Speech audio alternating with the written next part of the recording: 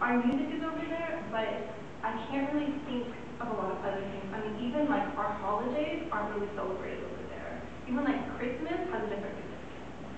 So I don't think that America's really going to be influencing that much. I think music, it did, but that's because music is very international and worldwide. They didn't really seem to understand it either. No, they had no idea what they were. There was no censorship or anything. Nobody knew what was being said. It was just more the beat. Yeah, it was popular because it's popular. Yeah. Well, I just wanted to add, I think obviously due to globalization, and that's the answer to why American music is not only popular in Spain but all throughout Europe. Most recently in Germany, American music sort of takes precedence over their own type of music. So you would probably have to go back maybe, I would say, 30 years to really find music or culture music, or the other way around. And actually, they were called baladas. And my parents were familiar with this type of music, and that music is actually the type of music that describes really that you can see the culture. And actually, my own father did this to my mother. He did a very nice presentation in front of her house. My mother came out of the balcony. Kind of very old school, but that was only in the late 80s.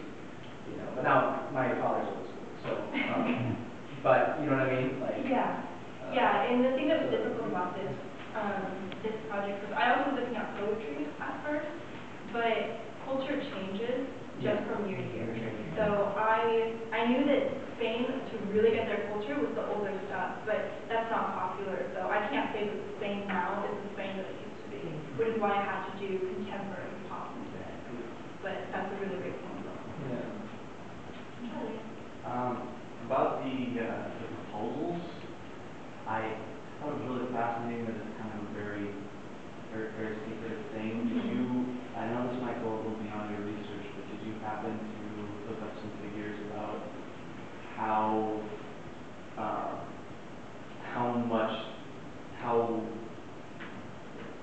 strict marriages? Like, do they divorce half the time like we do here, or is the divorce rate a lot lower in Spain? Did you happen to look? I really wish that I would have, because that would have been really great to know. But I had like 80 pages of lyrics to go through.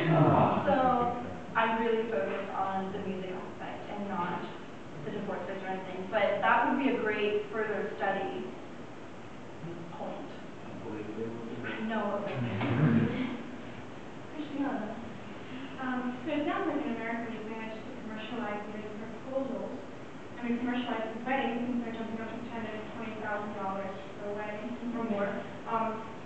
And Spain has managed to avoid that almost entirely. So are the weddings as inexpensive? Are they really just signing papers? And are the rings as inexpensive as Johnson might be? Or do they focus on diamonds as well? Well, I think that actually really depends on which area and who the actual people are. I know, for example, Lonnie's parents, they didn't have a wedding ring. And they didn't have a wedding either. It was just signing papers, being married. I don't think, Charlie, any of the SS teachers, they didn't have wedding rings either, did they? I don't remember Cholo or Anna having any. I don't think that... Anna's not married anymore. Well, I don't think that she did even just want to marry.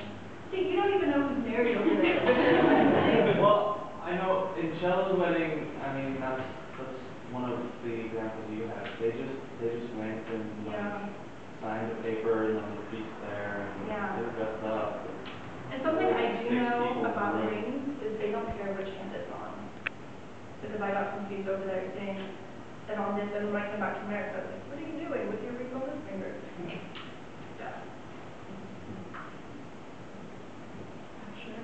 Well, I thought this was a great presentation, and the idea of looking at song lyrics is fantastic.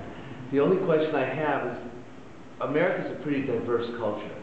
And are the song lyrics in America really reflecting of us, or is it a reflection of different cultures that perhaps we don't belong to? And I don't have any idea, you know these bands. What did you have a sense, when you look at the American lyrics, what part of American culture were we looking at?